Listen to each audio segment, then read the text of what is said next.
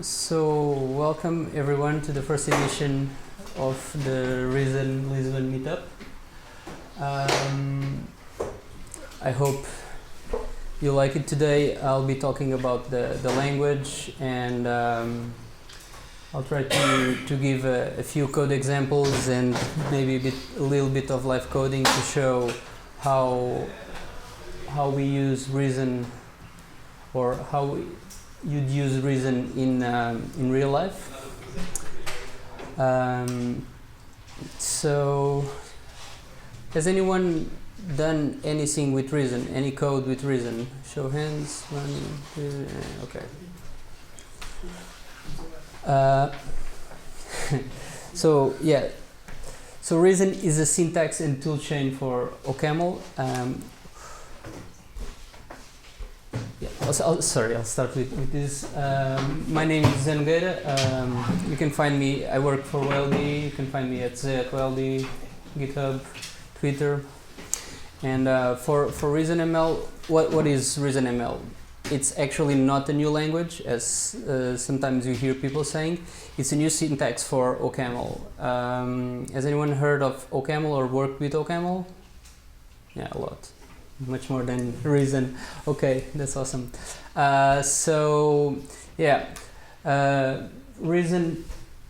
Reason or OCaml is an industrial strength programming language supporting functional, imperative, and object-oriented styles, which means that you can use it in either of these styles.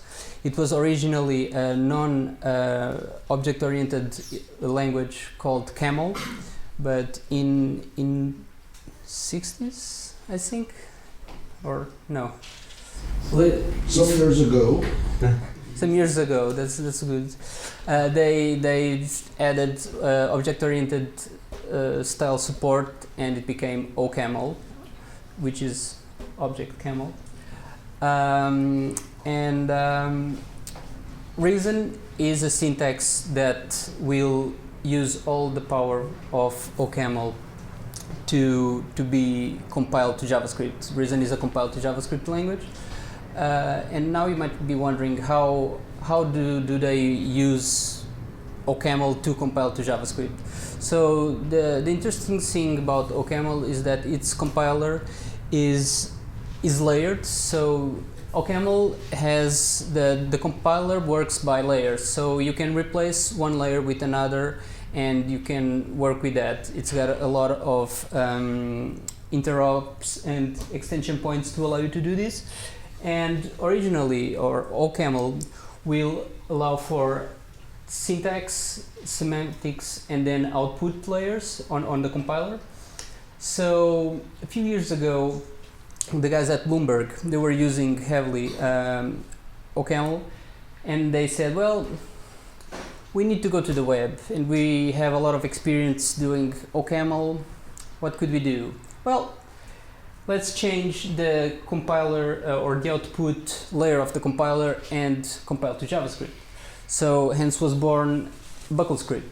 So BuckleScript will allow you to compile OCaml code into very optimized, very performant JavaScript, which is awesome. Then Jordan Walk from Facebook, the creator of React, he was making some experiments with SML, and the first version of React was done in SML. And he said, well, maybe it's a bit hard for developers to grasp this concept, so I'll do it in JavaScript. And he created React in JavaScript, and he really wanted to do something like Reason at the time. So later he revisited it, and he took on the work that was already done in BuckleScript, and he added the Reason syntax on the syntax layer. So what this allows for is that we have a syntax that is similar to JavaScript. We benefit from all the type system of OCaml, and we output to very readable, very optimized JavaScript. So you're wondering, what's so special about ReasonML? Well, first of all, for those used to work in web environments, it's the JavaScript-like syntax. If you see, it's very similar in a lot of aspects. You want to declare a variable, you use the word let. We don't have const. Variables are supposed to be immutable. You have objects, which are called records, and records must be typed. So records would be defined by an object that has a property name of type string and age of type integer. And as you can see, the lines below in the declarations, the lines in gray are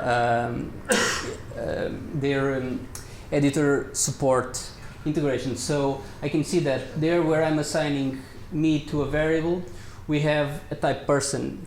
It's not in the screenshot, but it gets inferred automatically. So we have the booleans, just like JavaScript. We have we have arrow functions. This is string concatenation. All strings only use double quotes. And here, again, I've got the type. It's a function that takes a string and returns a string. I have destructuring. I can do the same for arrays. And we have, this is one of the distinctions. We have lists in OCaml and arrays that look like lists, but have, or look like JavaScript arrays, but have those pipes at the extremities. This is how you define an array. And in JavaScript, you don't have the lists, and they are linked lists. You probably know them from other languages. Reason was a language that was originally created with a look into front end mostly, but in reality, it's been proved to work in all environments, as we'll get there. So we get most of ES6 plus features. We have a lot of ES7 and 8, and then we have amazing type inference. All types get inferred. We don't need to declare them. And if the computer and if the compiler doesn't compile, then we have an error. We have 100% type coverage. We'll never have runtime exceptions like in Elm.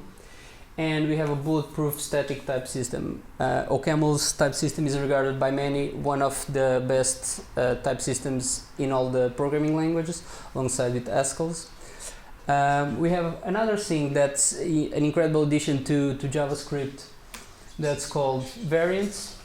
So variants are a data structure and at the same time a constructor.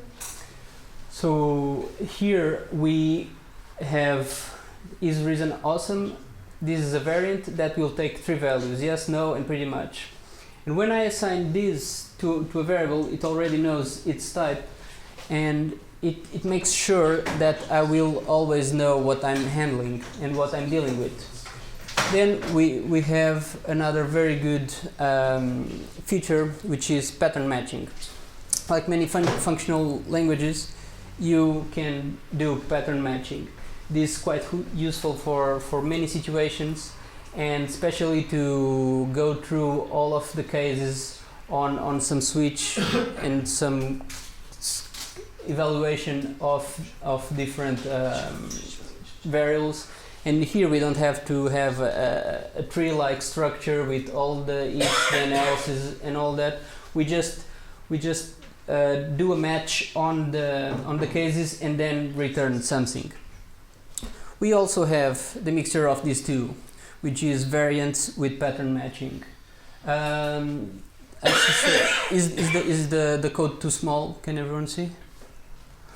Right. So, like I said, variants are a constructor as much as a data structure. So here you can see that on type social network out, you can have Instagram of string, Facebook of string, or GitHub. And then on odd choice, let's imagine this is a function that will get from the front end what the user is using to authenticate. And it will give you, for instance, a variant of type Instagram with username and a token. And you can see the inference automatically. I don't need to say, look, I'm going to pass you a social network, a variant of type social network out, and then I go to switch, and here I switch on the variant, but I get the values that are inside. I know this is a username token, and then I will go, okay, so give me Instagram user token. Let's say these all have different APIs. Get Facebook user, get GitHub out, and the compiler automatically knows that I will be getting an object of type user details. So it does all the inference for me, and I know that if it compiles, this is safe. Reason has an amazing module system as well. This comes from OCaml for free, but it's got huge advantages. Every file is a module, so as long as you have a file .re, it will become a module. So you can do open this module or just use it, and it gets called. There's no need to import modules. There's no need for requiring statements. Then we have modules as namespaces, so we can use modules within modules. This will work as a namespace. We can import or use, this is wrong, we can use the modules globally or locally, which means that I can open at the beginning of a file, or I can just open it within a block. So I will have a block called utils, or for instance promises. I have a promise and then dot, and I open a scope inside the rest of the handler, and then I don't need to do promise.resolve or promise.then. Then I will have the functions from that module open inside that scope. And we have module functions called functors, which are really good. These are modules as functions. So you have a module that will work on a type of data. So then you pass it a type, and all the work inside the module will be expecting that type and will work on that type. I've got some examples I'll show you later. This is quite interesting. This so we have currying for free and labeled arguments. This is very normal on functional languages. And again, I wanna say that there's a lot of inference going on. I've tried to remove as much as I can from the examples so I can show the inference. And you can see here that we have the first one, the first function that has name and age. Those are labeled arguments, but when I call it the first time, I'm not passing any label to those arguments, but it knows they're in order. That green thing is telling me, well, you're not naming your arguments, but it's okay, we don't mind. Then I call here, and I pass just the one argument. So because we get currying for free, this will return me a partially applied function. So we get that for free in Reason, and we can do uncurrying on functions as well. So if you don't want to curry, you can optimize and say, I will never call this function in a curried way. So you in JavaScript land, you'll never get a closure. Here again, I'm calling the partially applied with a labeled argument, and this is just the reverse. And again, calling without naming the argument, but it still infers the right one. Then there's one really good thing. ReasonML can compile to all these platforms. It compiles to JavaScript using the bindings for Reason React. You can compile to iOS and Android. You can compile natively to iOS and Android. You can compile to bytecode and native, which means that you can use macOS, Linux, and Windows. It's very easy. For instance, OCaml is hard to set up and get working in Windows, but Reason is not.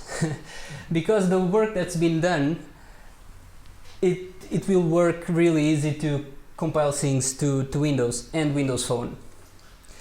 Then you have unikernels, which is one of the features that for me is more exciting about ReasonML. And yes. Yes, before in the presentation you said that ReasonML was only on the syntax level. And now you say I can compile native binaries on Windows. But that is much lower in the compiler level. Yes, you're absolutely right. And probably I should have structured my presentation differently, so I mentioned it. So you're absolutely right.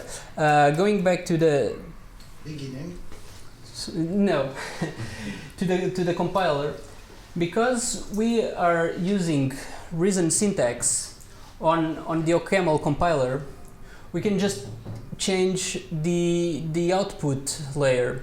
So whenever you use Reason, it's very closely tied to BuckleScript, but there's this config file where you can change the details and it will compile to other stuff. And there's the build system, which is an executable called BSB. There's BSB native, which is a streamlined version, a streamlined way of compiling to JavaScript, native and bytecode.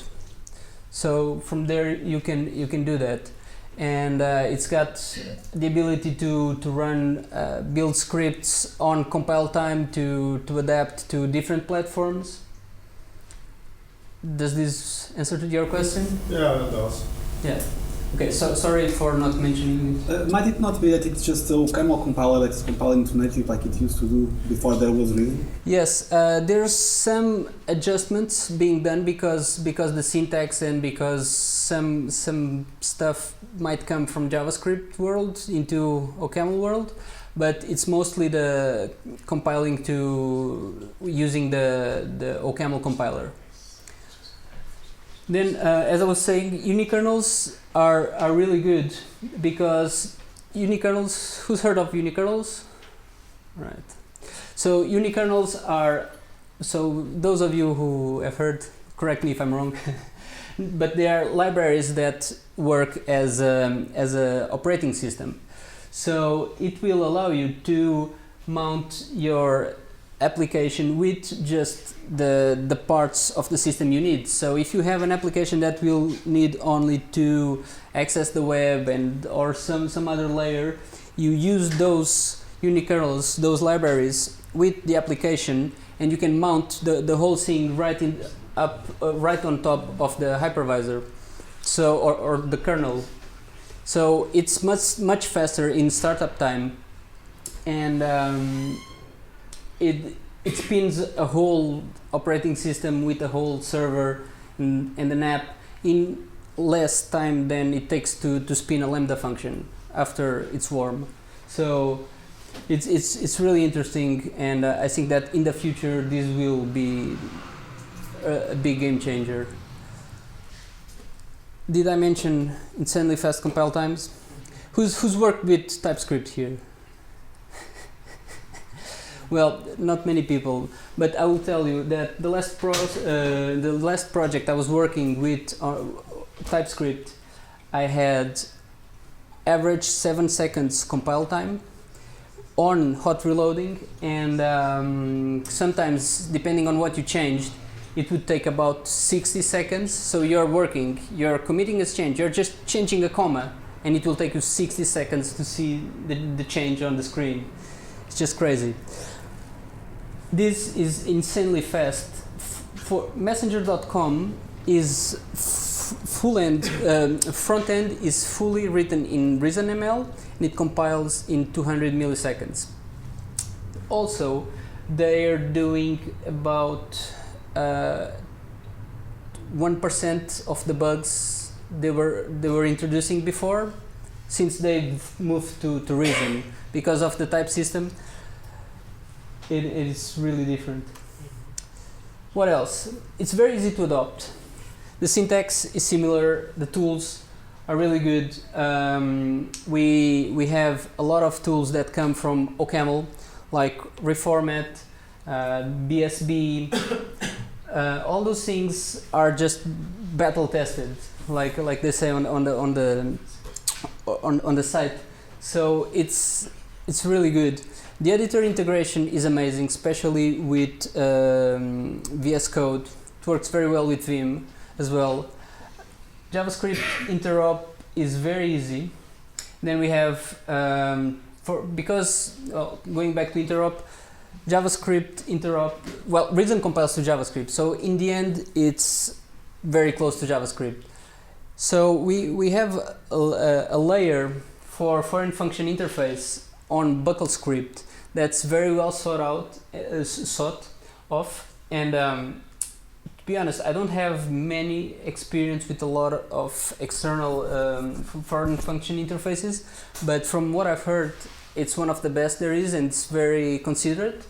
So I'm having a good time with it, and it's very easy to maintain because of the type system. Any code refactoring that you need to do, you can start partially doing Reason, and because every file that you change will become a type-safe file, it will then be easier to integrate with all the other things, because whenever you're using that file, whatever comes out of that file, you know it's type safe.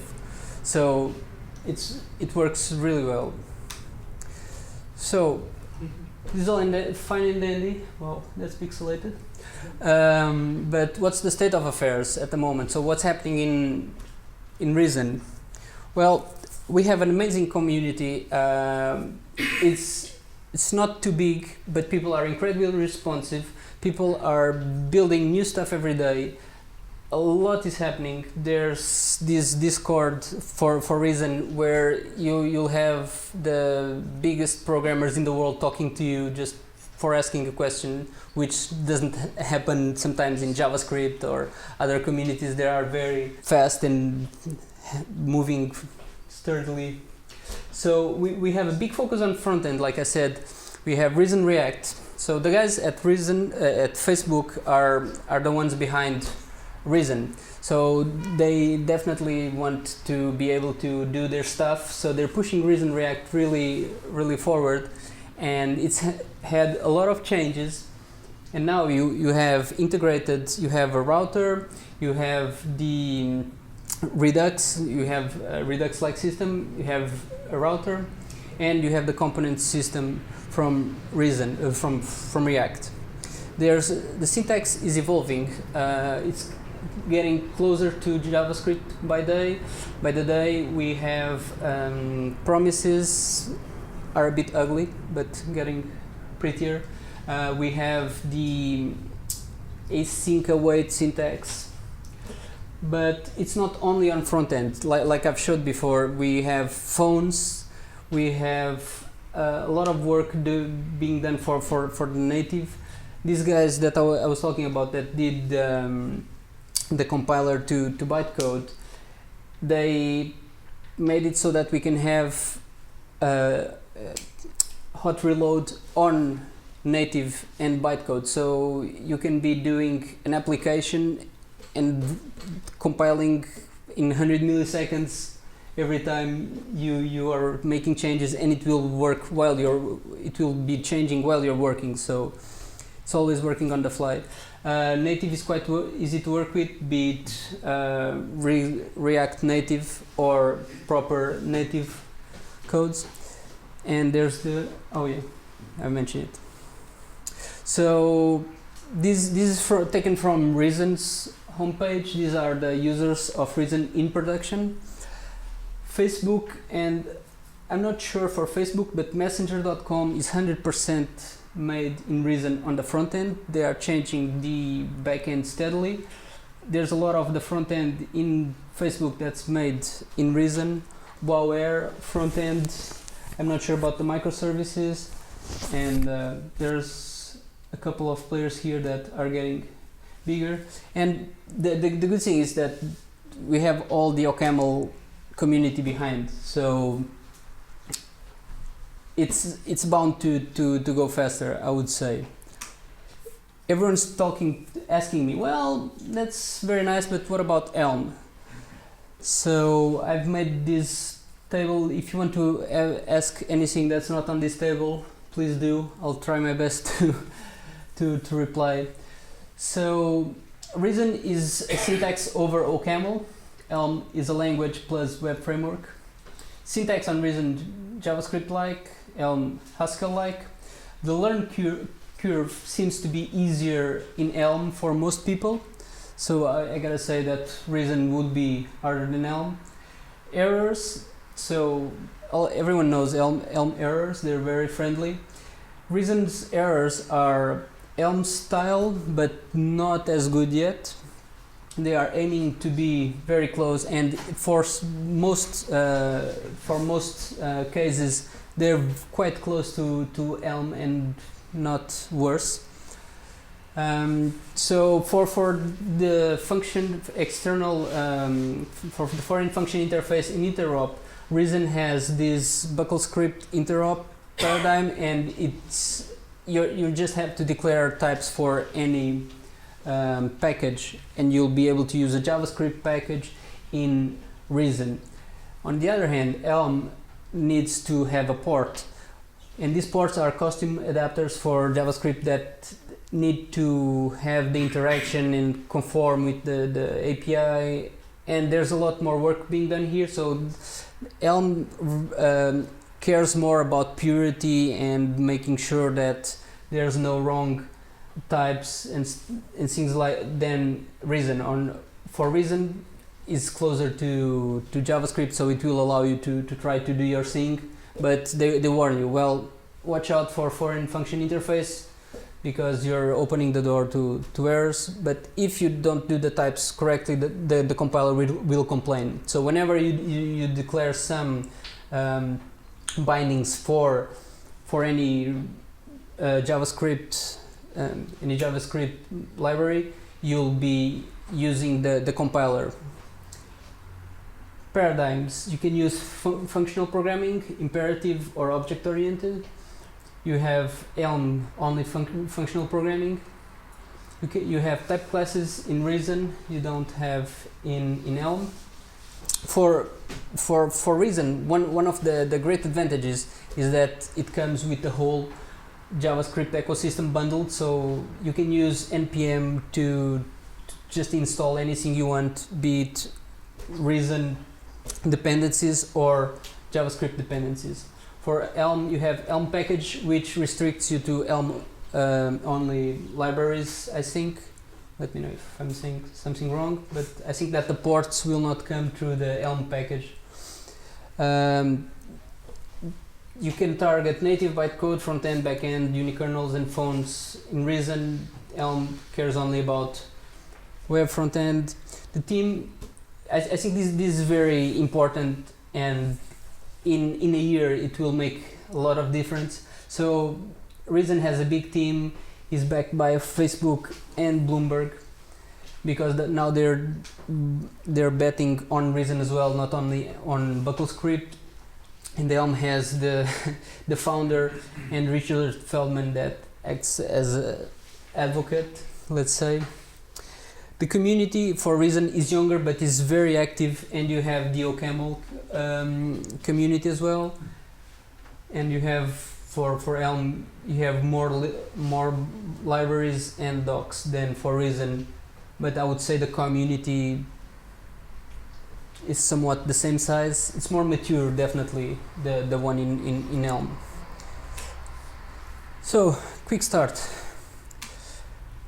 I just noticed that this is mostly for JavaScript, and I noticed that the audience is probably more caring more about the native part. So I'll probably show how to go with native afterwards. But there's a few steps of what you can do to use Reason to compile to JavaScript.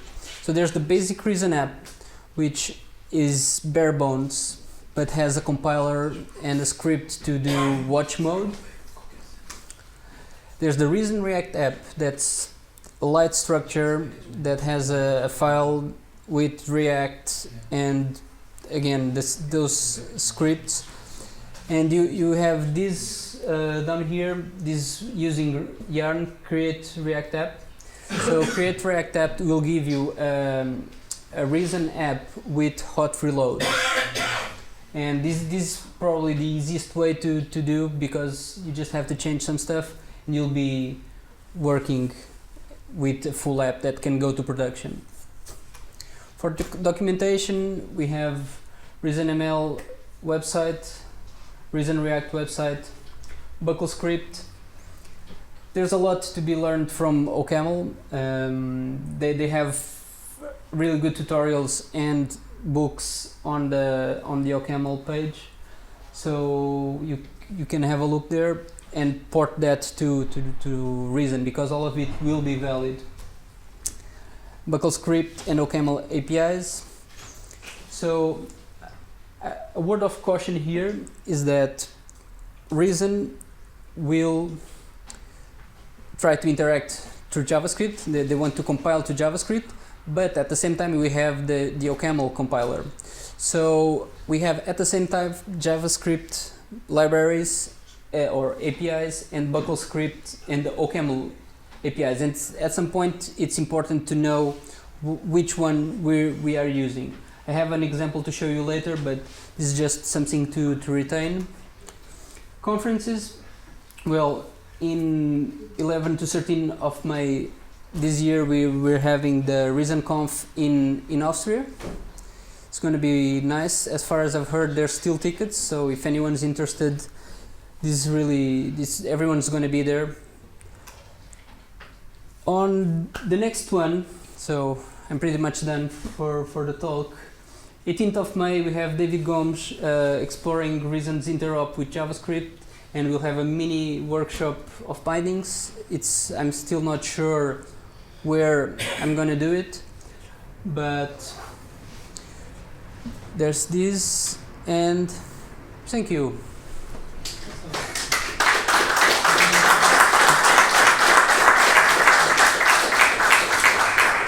Yeah, all the slides need a... That's really your head at the GitHub? Yeah, that Portuguese guy. Yeah, and yes, I just want to take a selfie with everyone to register this, like my first meetup. Yeah.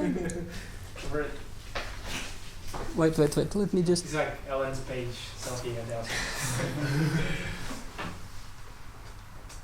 Awesome. Right, tell me. I'm curious of many things. Thank you so much for talk. I heard about Reason yesterday from you. And so I'm curious to understand if there is support for compiling to browser in Node. Like how can you, for example, in Node, we are used to put something on the package.json that says, like, if you're running it in the browser, use this module instead of this module. How does Reason and this ecosystem handle that? Sorry, I thought your question was going one way, and then so you want to know if we want to use the same code for browser and Node. Well, let me give you an example. If I want to use crypto, like in Node, I have the bindings to OpenSSL, and in the browser I have the web crypto API. They are not the same, but like you can have a shim just to put on top of those, and like then you just get the same APIs. But when I'm requiring that module, I want to say, hey, like if you are running this in the browser, when Webpack comes here or when Rollup comes here, use this other module. When you just run the code, you just use directly the native bindings from Node. Okay, so what happens is it will compile to JavaScript. It will be optimized, readable, but it will not be bundled. So to do the bundling step, you'll need Webpack, bundling, minification, whatever. Yeah. And then there you can use Webpack to do that, because it will evaluate the code on the Reason and OCaml side. So which means that if you have that code on the shim, you just need to declare the bindings for that shim, and then from the outputted JavaScript, it will be packaged, and the packages will be bundled, and the packages will be replaced. Okay, I kind of guess how it works, but like that means that like any code that comes from the shim will not be type checked, right? Because it cannot go into there. Does it make sense? What I'm saying? It makes, well, you'll have to type. Well, I guess I can pick one and type check that. But if you have the shim, you're expecting to work. The shim is like a gateway, and you'll use the same API for the external facing thing, right? True. I can like write the interface, and then like I don't like take a peek inside of what is happening there, and that like actually leads to my next question. Like, would, for example, me requiring X npm module going through this compound step, and then testing that module again, would it make it faster? Like, would it come like out more optimized than what the module is already? So you say you write it in JavaScript? So I just grab and run a module from npm.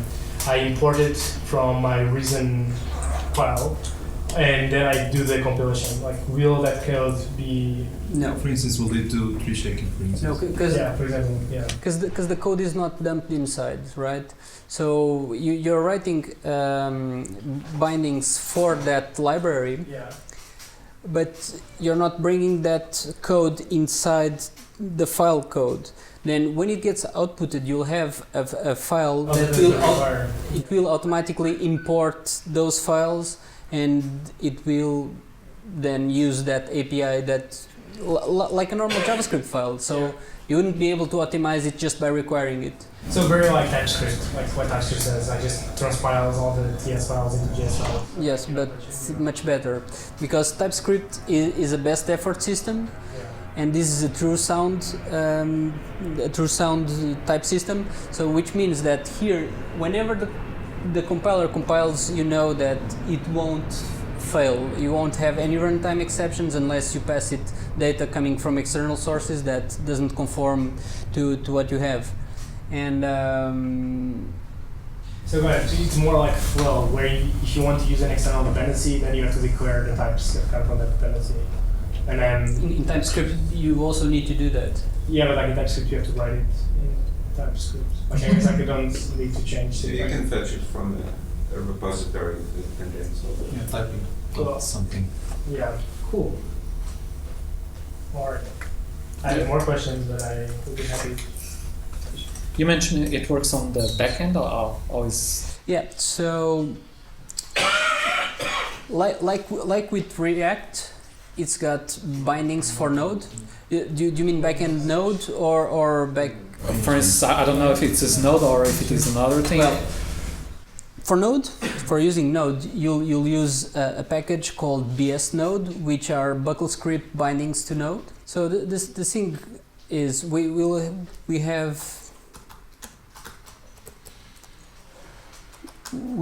have the bindings that will provide a layer for Node. So when you want to use something that's Node specific, if you want the path, you write node.path, and it will give you a path but for Node. This translates ReasonML into Node.js. But this is like using the normal API. Because here I'm using OCaml's array that gets translated to this JavaScript version of OCaml standard library. And here I'm using proper JavaScript array. We can see here. So here we will use the version from the bucklescript standard library, which has this function map_i, which is a map function that has two arguments, the element and the index, which is the same as here in JavaScript map. So this is transpiled code to JavaScript. Sorry, I forgot to mention. This is OCaml. So here we have JavaScript array.map that comes from using the js.array, and on top we have OCaml array.map. So this is an implementation of the OCaml map in JavaScript to be able to allow for this interrupt between systems. There's this website called Rebench where it allows you to do benchmarks, trying different ways to use the same functions in JavaScript. So when I run this is the OCaml implementation of map in JavaScript. It will do close to 4 million ops per second, and this is the JavaScript implementation of array.map. It's almost a double. So we need to be wary of which platforms we target. So this is optimized to use to native, to bytecode, whatever. And this is when we want to use for the web. If we want to write for Node, we should use node.something. It wouldn't be node.array.map because that doesn't exist.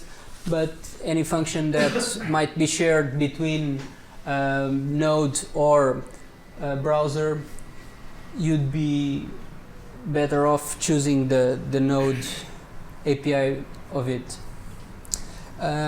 Yes? Is there any differences in the logic of the two maps so that it doesn't, when you target the web, it could just compile to native JavaScript map? To be very honest, I'm not sure.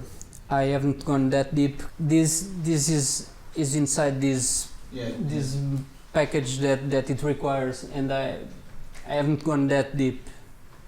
They look the same. Yeah, because if it's a map, it should be more or less the same, right? It should be, but maybe there's a difference in your kernel, maybe. I don't know. Yeah, it's the way that it's implemented. But for instance, I would bet that pure OCaml, to OCaml, a normal OCaml program, a map there would be faster than a JavaScript. Yeah, but that's not the point. Is that if the semantics are the same, it could just compile to pure JavaScript. Well, but maybe that's not possible. For instance, we don't have lists in JavaScript, but if you want to use the functionalities related to lists in JavaScript, you'll need that, right? So you can have the list here, so lists and arrays, they are very similar. They have a lot of API in common, but they are very different in reality. This is the representation of a list, and this is because lists are linked lists. So they need to have, for each element, they have the value and the link to the next one. So every one of these has an array of index 0, the value, index 1 points to the next element. That's why the shape here. But I can do here list dot map, and so this is something that we can't do in JavaScript, which is passing. This is something that we cannot do in JavaScript, which is passing the plus here, because the operators are functions. So we can declare custom operators, which comes from OCaml, but is a bonus in Reason, and they will allow you to put functions. So this is a plus, but the plus function takes two arguments. It's add, so I'm passing the element plus the index, and it automatically sums both and returns. But here you can see we're getting another one, and this is meant to work with lists. They all look the same, but they are doing a lot of different things under the hood. Yes? Yeah, I have a question about the backend. So you take OCaml and then you put Reason on top of it. But it's similar to Erlang and then putting Elixir on top of that. And people are very enthusiastic about Elixir because they say, oh, with the Phoenix framework, it's going to be the new Rails, and you have so many concurrent connections that you can do. So I wondered if you can compile to native code, not on Node, and how the user experience is and the performance. If I can compile nodes to native code, No, did you no, say? if you can compile Reason to native code to Yes. act as a web server backend without using Node.js, if Yes. it's possible and if it's a good user experience. Yes, so that's one of the parts of Reason that's still quite young. People aren't doing that yet because everyone's excited to use it in the front end. But like I said, you have the OCaml API, and if you see here, all of this is OCaml standard library. All of this is available to use in native. So if you do your program and you use only OCaml library APIs, it will compile into a server. So you have Unix, so you can talk to the system, you have network, you have all those things.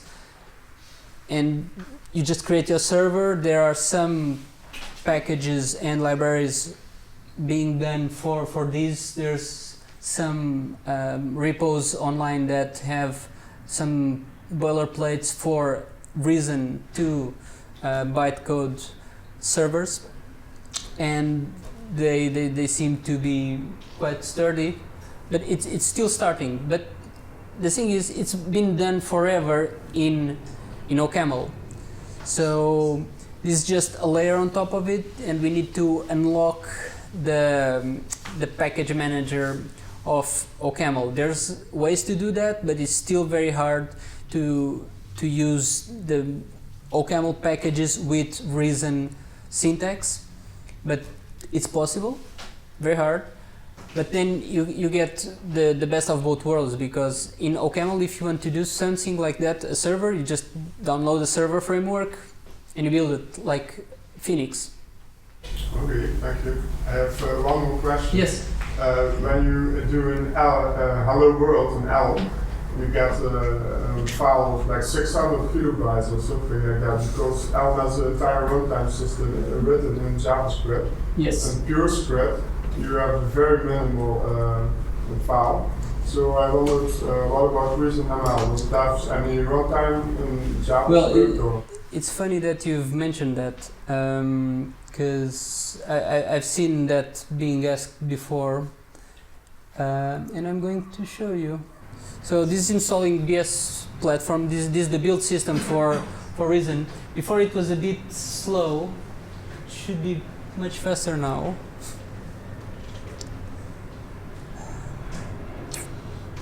Wait, sorry. I don't want to take so long, but it's faster now than it was before.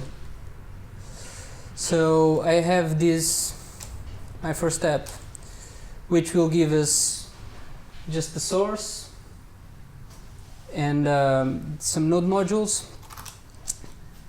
And if we do this, it's got 3 scripts: build, start, and clean. I'll do. So we have this gs.log hello local script in Reason. If this is just a console log, but if I do npm run build, I will get this new folder. It's called lib. So this is what I've get from building that hello local script in Reason. It's a bit more than then just hello world. I've got the source. This file has 156 bytes. That's cool. Yeah. So because it compiles to JavaScript, it just outputs the JavaScript code that we would import anywhere else. So we don't need much more, and we can remove like I said, after this we can use a bundler. So Webpack on top of this, minification, removes comments, and it's much smaller. Yeah, so it actually resembles CureScript very closely. Yeah. If you know. No, yeah, it's all these reasons, all these languages have common paradigms and people that are working with all of them. So there's a lot of borrowed ideas between them. Yes. On this, it's still unclear to me. Like, if I have multiple modules, like, imagine I'm like developing Babel or even Webpack or IPFS, right? Where multiple modules have multiple of the same dependencies, and so in Node, normally you don't get like that nice deduping if they are using different versions, or even if they are using the same version. Because you might have like model A that depends on model C, and then model B that depends on model C as well. But like if you are always like transpiling, like compiling the thing, you now have a bundle of like A plus C and B plus C, and when it goes into the browser, like it all adds up. I'm wondering if there is a way for, like, it's not clear to me if this compilation step would realize that C is actually a dependency of both modules, and I do the tree shaking. Yeah, sorry. Yeah. You want me to go? No, can you repeat just the last part? Because I've seen someone going inside and I wasn't sure. Okay. What I'm trying to say is, like, if you have a large modular ecosystem with many Dependencies. shared dependencies, but not like, each module has its own dependency list, and so each module has its own view of the dependencies it needs. Thus, like, then creating another module that depends on all of those, create a void injecting the same dependency multiple times or not. It shouldn't, because it's exactly like working with JavaScript. When you're doing that code in JavaScript, you are not worried that it will be getting passed around and that you'll get this issue. Not necessarily. Like, if you, depending on what JavaScript you're using, talking about. If you mean like you are using strictly ES6 modules and some bundler with tree shaking, you get better results. Mm-hmm. If you're using like static imports. Because this will not ever touch the dependencies.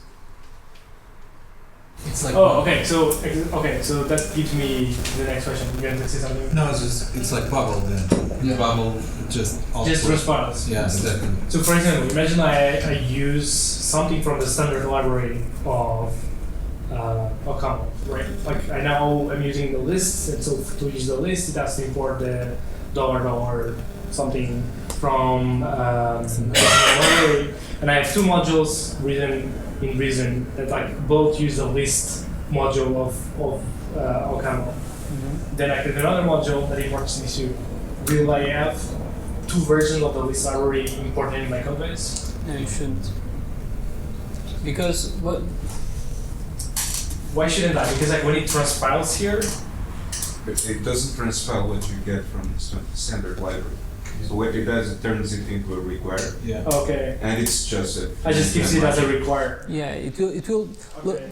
it will only ever give you this for all the versions of list that you might have in peer dependencies and whatnot. Whenever you're using a list, it will always ever only Yeah. give you this. Got it. Okay. I just want to go over some of the characteristics of the language. So strings always have double quotes. If we want to use single quotes, we can use it only for characters. This is to ensure type safety. Integers, just like JavaScript, but Reason and OCaml, they differentiate between integers and floats. So we can have that integer addition similar to JavaScript. With floats, we use the same operators but just add a dot. It's very easy to remember. Very normal. You can see here just division, multiplication. You just add the dot afterwards. Exponentiation. String concatenation will take just two pluses to differentiate it from integer addition so that the compiler will reason properly about it. Comparison, just like JavaScript. Boolean operations, same. And reference and structural equality. So in Reason, when you use 3 equal signs, you'll be doing a deep equality. This is good, but it shouldn't be always used. So if you want to do normal JavaScript equality, you'll use 2 equals for triple equality in JavaScript. If you want to compare an object down to its last level, you can use the deep equality, but this might incur in performance overload. So just an idea to think about before using it. Lists are they are represented like JavaScript arrays. They are immutable, they are homogeneous, just like arrays in Reason. They are both homogeneous. It means you cannot have an array that has a string and an integer. You have tuples, which are not mentioned here, but I'll get there. But tuples would be the Reason equivalent of a JavaScript array with strings and integers and objects. They can be, they can have whatever type structures we need to have them. Lists are very fast at prepending. Records, like I said, records are like objects, but they always need to be typed so that the compiler can infer. Comments, just like JavaScript is block comments, 2 slashes will give you a line comment. Like I was mentioning tuples. So tuples, after you declare them, they are immutable. They shouldn't be changed, and you have you can have floats, you can have integers and strings. We can use imperative style programming, so you can do for loops as well in Reason, which is something that might differentiate it from most, if not all, functional programming languages. And being so close to JavaScript, Reason has this escape hatch. Sometimes we need to have variables mutate.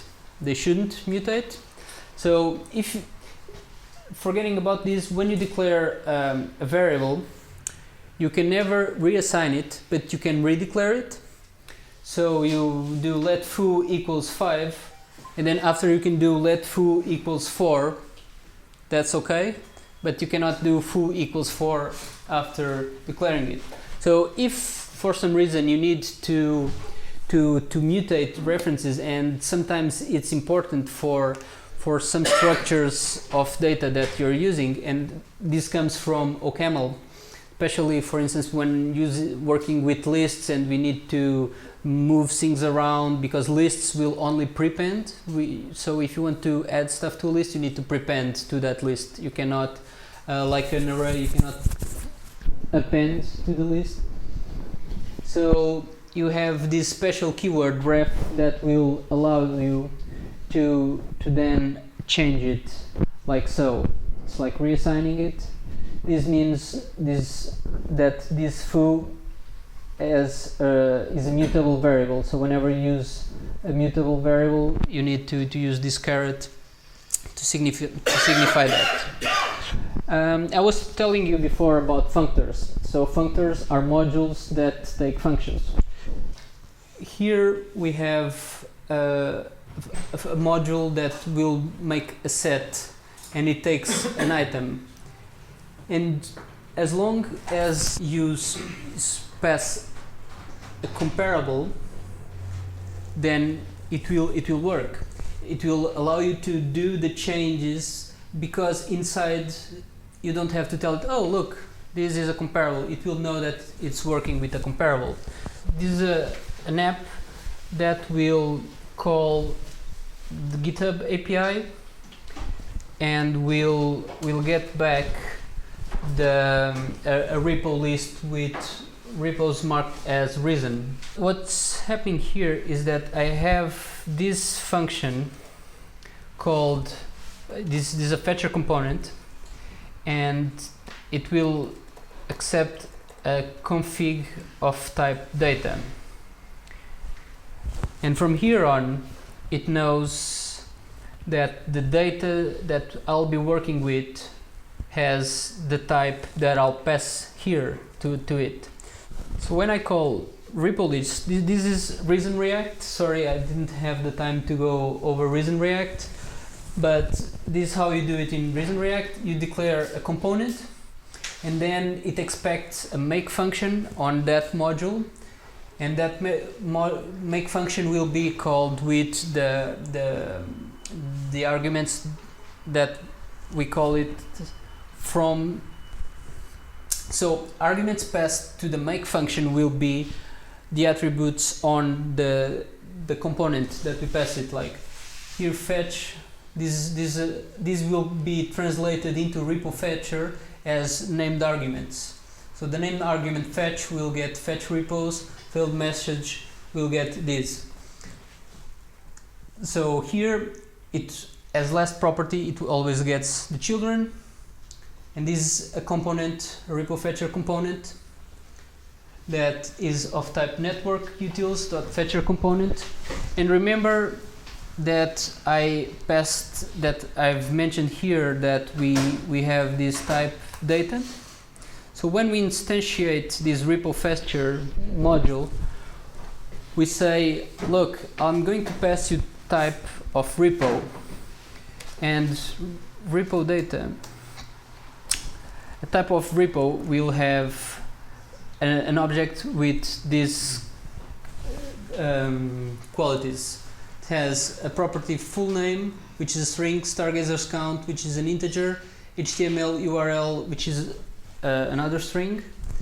And here, when I instantiate repo list, because I've declared that this would be the type of data that will be inside the fetcher component, it will be expecting to get an array of repos. Otherwise, it will say, look, the types aren't right. And this is very powerful. So this is a pattern called render prop, which is a function that is passed, and the repo fetcher will use that to render inside. And here you can see I will get the repo to map into repo item. So this is making a call and fetching all the repos from GitHub that are marked with reason. If I change the type here of repo data to say, well, I don't know, I imagine that this will have a name, not just a full name, but a name of type string. When I try to... There's a typo there? Yeah. Okay. What's the purpose? It will say... Can you zoom in? Syntax error. I was expecting it to say, well, you've got the wrong type.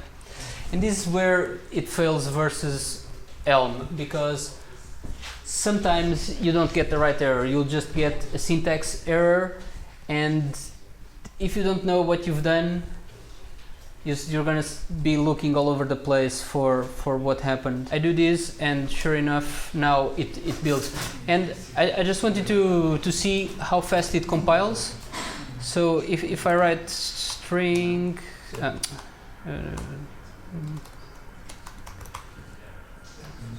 I'm saving, just compiled the whole thing.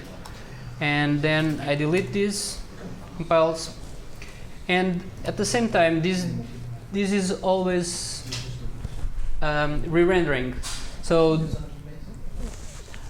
I'm sorry I don't have more time to go in depth into this, but this quality of the functors, this allows for a lot of incredible stuff to make sure that you're working with data structures or objects and that you'll only work with those kinds of objects, so you don't get any surprises and you can reuse. So this fetcher module, I can use it for anything I want, because here this is a network fetch module. So when I do repo fetcher, I say, well, this is the function that you need to use to get the stuff, and fetch repos will know what is the URL, because it's got the URL here. It's going to fetch the repos, and then it will get response.txt. It will resolve with response.txt. Then you have here JSON text, and this is JSON parsing, which is really ugly in Reason. It's ugly in Elm as well, so I'm not worried there. But what I want to say is that if then I pass it a different data structure here and a different function here, rather than fetch repos, it will fetch something else, and it will always be compliant with the type structure that I have expected. So I can rest assured that when I do this instantiation of the module, I will only work from then on with this type of data. This gives you a lot of security. For me, this is the easiest way I know to do fizzbuzz. So you have an integer, so you have a for loop from 1 to 100. It's calling fizzbuzz with the current integer. So you've got the integer here, and on switch time you declare this tuple, and this tuple you're doing modulus of 3 and modulus of 5. So when the modulus equals to 0, which means it's divided by 3 or 5, it will say fizzbuzz. Here you're using this to say, no, we don't have the right thing here. Then it's only divisible by 3, then you say fizz. If it's only divisible by 5, you get the buzz. And if it's divided by and if it's not divisible by any of those, you'll get the integer. So this is what you get. It automatically does this because you're just pattern matching against this tuple and the result of the tuple. And I think this is very useful because you don't have this anywhere else in your code. You don't need to declare a variable. You just need to look, this is my condition, and then pattern match against that. So we can do recursive stuff. Because we're targeting JavaScript and we might be targeting OCaml, for JavaScript we need to be a bit wary of using tail recursion because it's not optimized for JavaScript.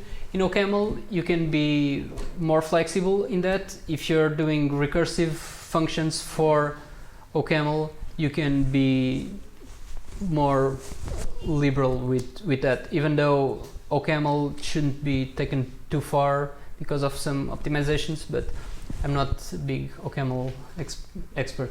I have a doubt. Since the beginning you were talking about buckle scripts. Yes. But to me it's not exactly clear what is buckle script all about. And I think it stands somewhere between Reason, JavaScript, OCaml. I wonder if you can clarify what it is about. Buckle script is just a layer for the OCaml compiler. So we have this BSB executable, which is the build system for this whole echo or this whole language, let's call it. And BSB will parse the reason syntax, the .re files, into JavaScript files. So it takes the input and it connects directly to the Result. sorry? The result. No, it connects directly to the compiler, and it will use the layers of the compiler. And then Buckle script from the BSB, because it's a Buckle script build system, it will translate the last layer. After it's gone through OCaml's semantics, it will compile back to JavaScript. It will use the type system of OCaml, check if everything is working, compile to JavaScript, and then optimize it to output it. I'm not sure if it's more clear now. Yeah, it seems to be a backend for the OCaml. Yes. It's like a one-to-one grammar.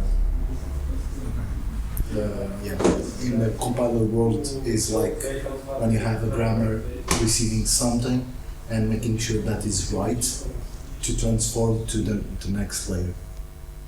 Okay, it's more like that. One interesting things about Reason is block scopes. So you can do this, open utils, and this will pass all the functions under the utils module into the current scope, which is this file, which is a module. Every file is a module, like I said. But then you can open locally. For here, we are opening this fetch, which is bindings for JavaScript fetch. And inside this block that is delimited by this parens, you can access the inside functions, because this here would be fetch.fetch. And because I'm opening js.promise here, I don't need to do js.promise.then and then again js.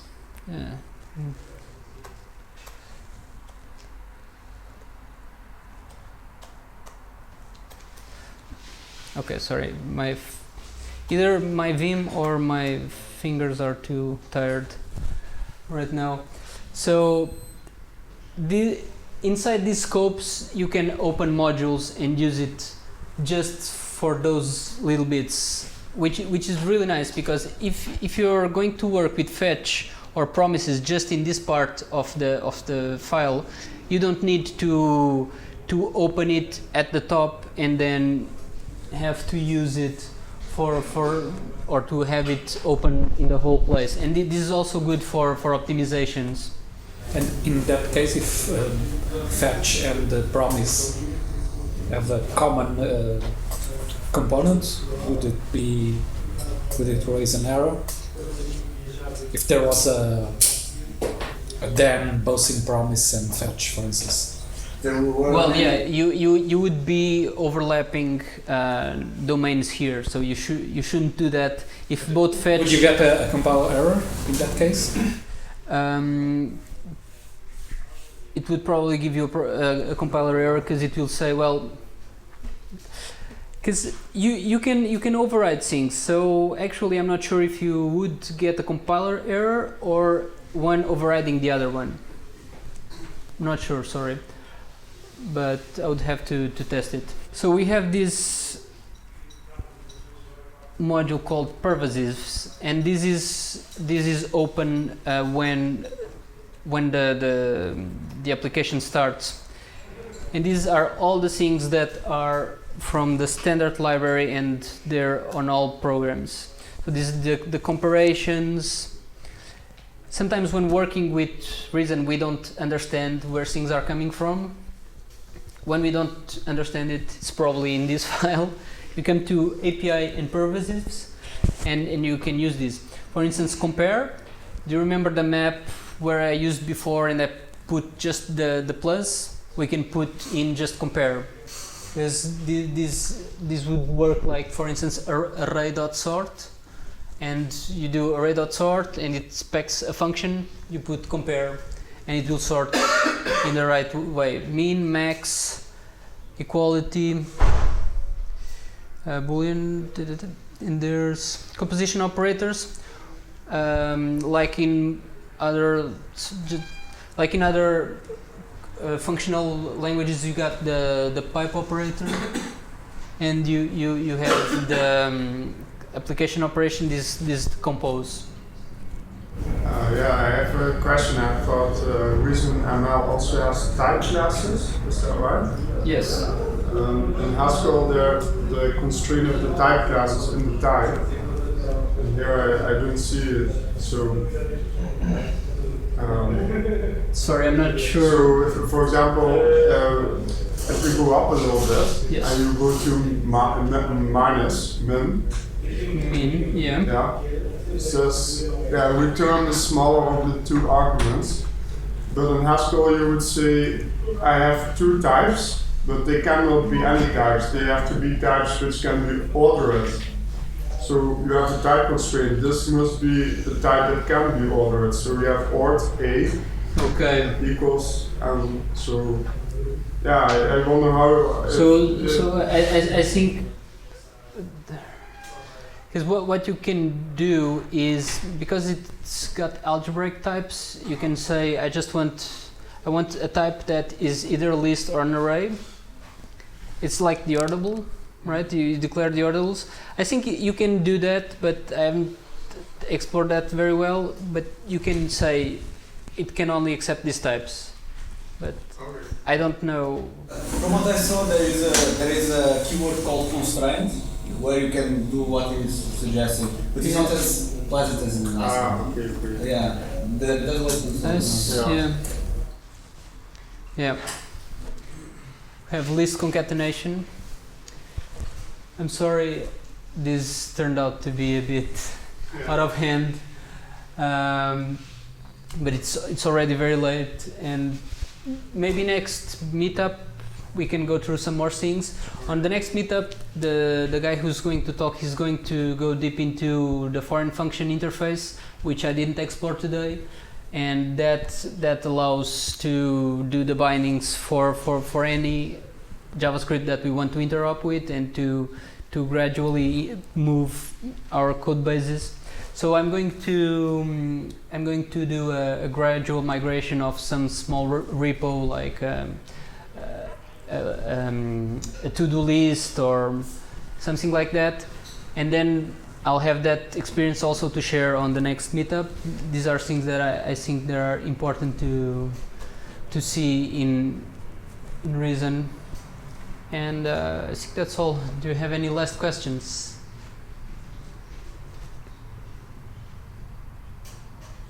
Nope. All right.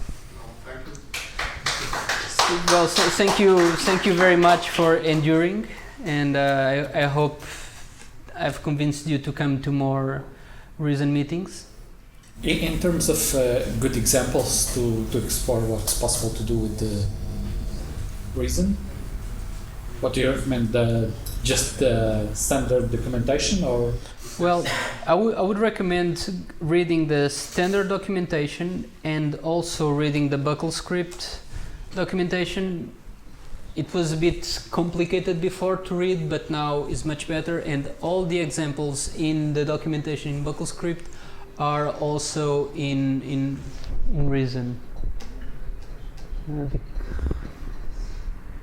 For instance, that's a bad example, but here you have an example. It's throughout their documentation is always in OCaml, because buckle script works with OCaml, and then Reason. OCaml and buckle script, because buckle script has the interop with buckle script. Any more questions? All right. Let's call it a day.